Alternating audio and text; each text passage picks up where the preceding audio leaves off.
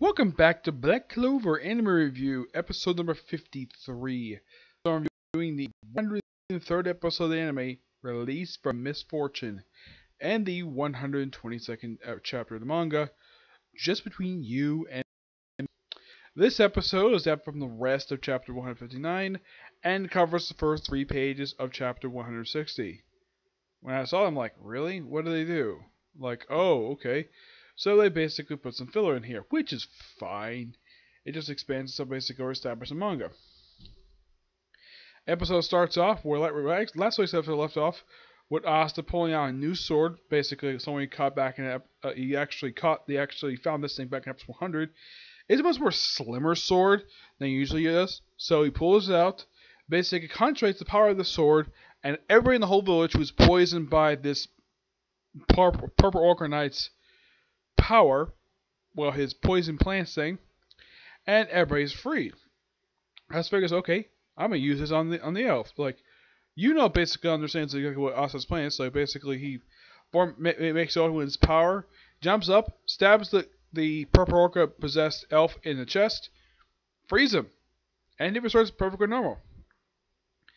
And also, even though they have to be in a hurry to go back, it's like, okay, we can take a few minutes and basically explain everything to them. Because I'm sure they have every right to know. So they have one of their hot potatoes. Yep, they eat those. And Asa was, of course, talking with his mouth full.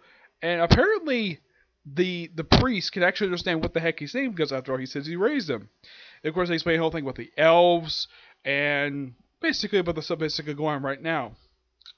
And of course, Asa does this usual stupid thing of basically asking, it's like, essentially, marry him, and she using the Water Fist of Love to smash him.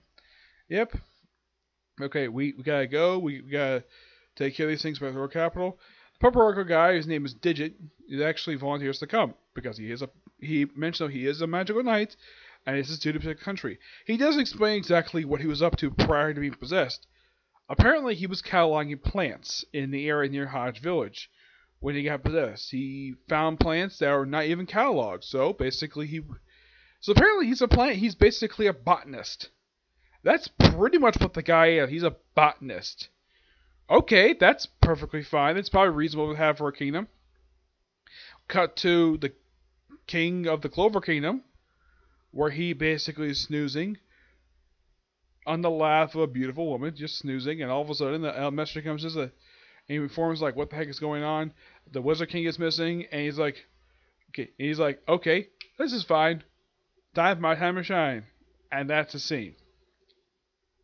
So, Asta and Yuno and Digit, that I'm calling the guy Digit, basically goes out the Royal Capital. Of course, he notices that there's fighting over north and the south. Okay, even though that they're not the Royal Capital, they're still part of his kingdom. We gotta go protect them.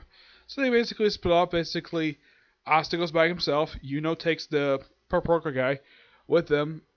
And then we have a brief little scene of the admin headquarters stopping by where Vanessa and Magna is, and they're like, what the heck is that? And then we see Luck, well, the elf possessed Luck, just go and basically say, I'm ready for a fight.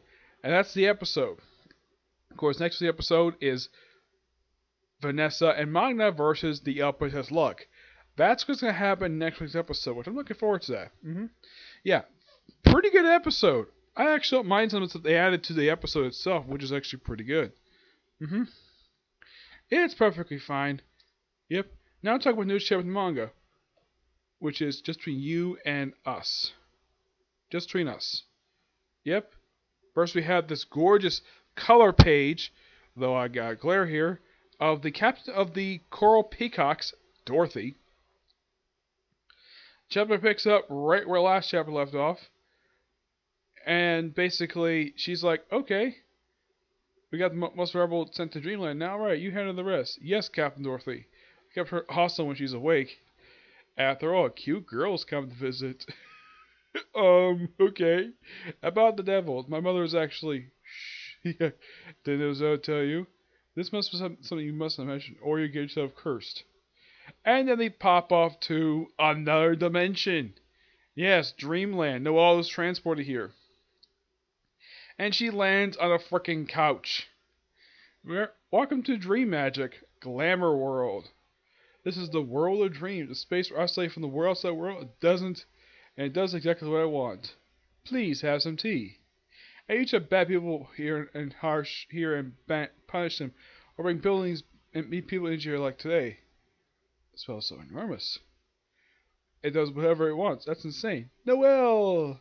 And Asta shows up. No, this is not the Asta. Hiya! Why are you here? Aren't you with Captain Yumi? Never mind that. You sure look cute today, Noel. Just like always. I love the cute looking forever. What? Yeah, this is not the real Asta. Oh, I made that. That's the boy who's in your mind. He's so completely like, yeah, he really is. She's in love with him, but she's basically hesitant to reveal his feelings for him. Maybe you should come here for his sake too. Maybe can absolutely not. All right, not the tiny bit. Well, after all, this is the perfect place for secret chats. What do you mean? You asked about Mother.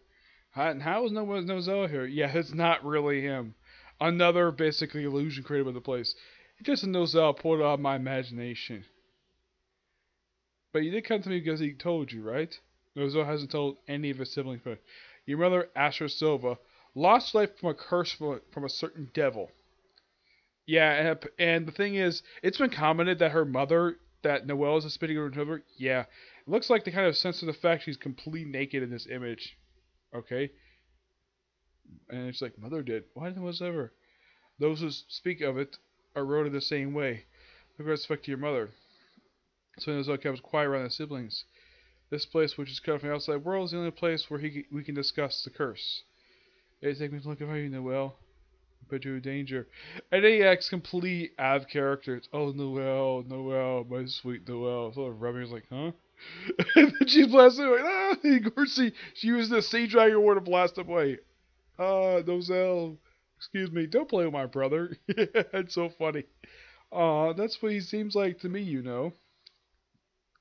Since that's Nozelle's gone flying, let's get back to the subject at hand. There's some sort of anomaly the devils can't appear in our world.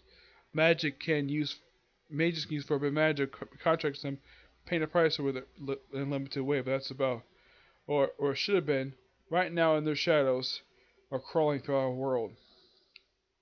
The responsible mother's death, and the key to saving Asta. The devil's name is Magicula. Well, it looks like a devil with horns. Go horns.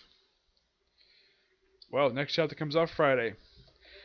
This overall is a pretty good chapter. This is actually also quite hilarious. And, yep. I think Dorothy easily suspects that Noelle is in love with Asta. She's hesitant to basically reveal her feelings, basically also hesitant to talk about it because, well, she is in love with him. As to how she fell in love with him, it's, well, gradually the course of the series because she's got used to him.